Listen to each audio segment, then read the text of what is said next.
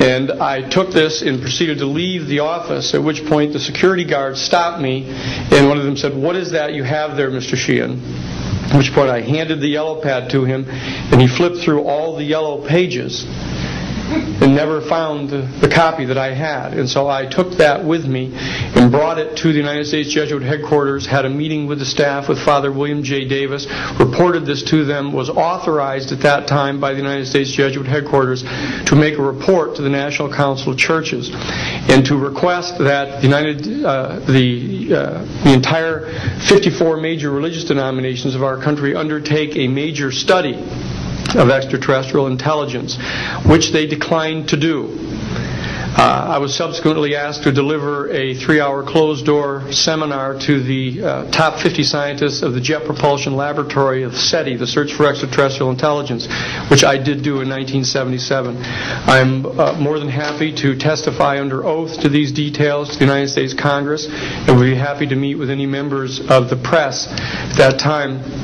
You may recall I also served as chief counsel to the Karen Silkwood case, in which we obtained the rulings in the Karen Silkwood case. I also served as chief counsel in the Iran-Contra case. It was the first one to testify before the United States Congress to the existence of the off-the-shelf enterprise of Richard Secord and Albert Hakim. I'll be more than happy to share the details of what I believe to be the relationship between this off-the-shelf enterprise and the secret government, which is concealing this information from the American public.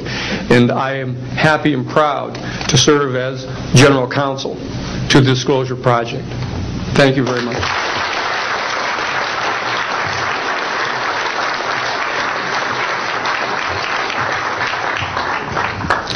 Good morning. My name is Carol Rosen. In 1974, after being a 6th grade school teacher, I was introduced to the late Dr. Wernher von Braun, in the U.S. the father of rocketry. In my first meeting with him, during that first 3.5 hours, he said to me, "Carol, you will stop the weaponization of space." And I said, teachers don't stop until June. He said, "No, you have to understand. This is February, and we have to prevent the weaponization of space because there is a lie being told to everyone that the weaponization of space is now first being based upon the evil empire, the Russians. There are many enemies," he said, "against whom we're going to build this space-based weapon system. The first of whom was the Russians, which was existing at that time. Then there would be terrorists. Then there would be third world countries. Now we call them rogue nations or nations of concern. Then there would be asteroids." And then he would repeat to me over and over, "And the last card, the last card, the last card would be the extraterrestrial threat." Well, at the time, I kind of laughed when he said asteroids, and when he said extraterrestrials, I knew I wasn't going to deal with that subject. And now we hear on the news just today, this week, that they've slid in another enemy. Only this time we're going to protect our satellites. In other words, we have to have some reason to spend these trillions, to waste these dollars on a space-based weapon system, and they're all lies. This is a system, he told me, that would never protect anyone. Even back then, he talked about suitcase bombs. He talked about chemical, viral, bacterial, biological warfare, that these space-based weapons would never protect us against.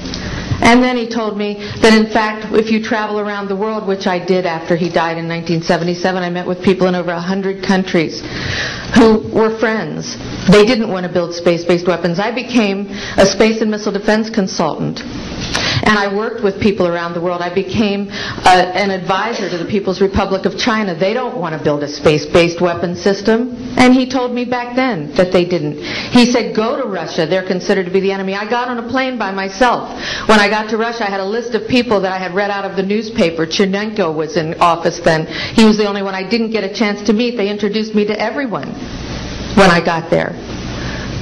And when I got back, I said, "Oh my Lord, this man is telling the truth. There is no threat."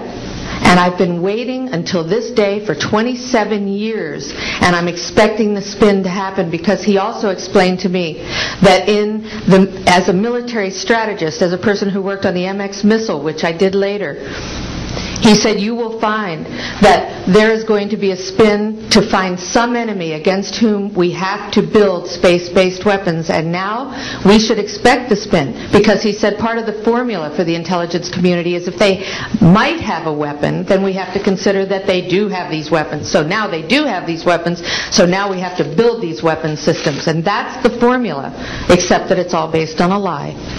And we have witnesses here today that have shown you that these extraterrestrial beings, that these craft that have come here are now not UFOs, they're identified flying objects, and we know that they have beings in them. And we have witnesses here who have told you that they can shut down our missile silos, they can stop a rocket going into space that's a test. We have witnesses here who have worked in the classified departments who have the courage to come forward here to support what Wernher von Braun told me back in 1974 to 77. And I will testify before the Congress that when I founded the Institute for Security and Cooperation in Outer Space, which I shut down a few years ago because I didn't believe we had a chance with this huge, integrated around the world, complex weapon system, that we had any chance at all of transforming that war industry into a space industry that could provide benefits, like Dr. Greer has said, of global warming. We can end that situation of that problem. We can end the energy crisis. We can build now non-polluting technologies. Wernher von Braun used to tell me that we could have cars back then that drove around off the ground. He described this to me on beams so that we have no pollution on this planet. And we can solve the problems of the people that are urgent and potential, and the other animals and the other cultures on Earth and in space.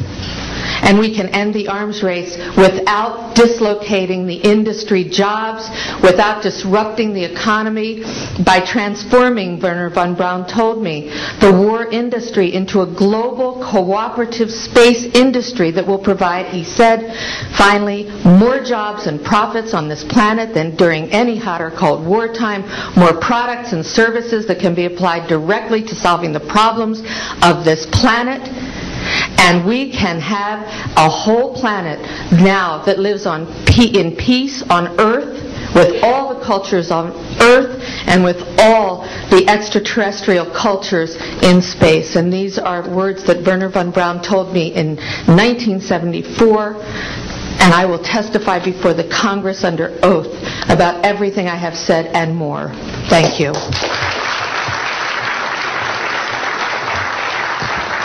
Thank you very much. I'd like to thank each of the witnesses and for your patience. We're running about 50 minutes late, and I do apologize for that. I want to emphasize that all of these witnesses each could speak for probably anywhere from 2 to 5 hours about what they have witnessed. We were trying to give you a snapshot.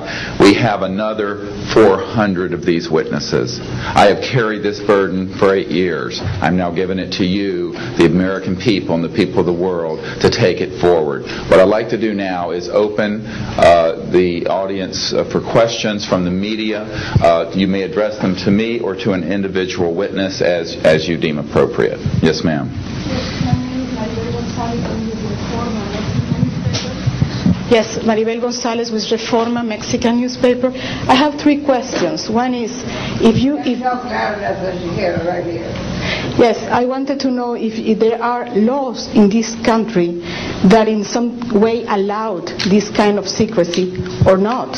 And then I wanted to know if there's a need to change any kind of law. And the next one I wanted to ask you, if you may, is who is profiting from this secrecy that maintains in secret the solution to the energy crisis? Well, let me get to those, okay, quickly, because we are short on time. First of all, I think initially there was an appropriate national security apparatus in place in the 40s during the Truman and also Eisenhower years. By the late Eisenhower years, we have a testimony from Brigadier General Stephen Lubkin, still a practicing attorney, that by the late Eisenhower years that he had lost control of these projects primarily because of the compartmentalization into the military industrial industrial complex. Operative word, industrial.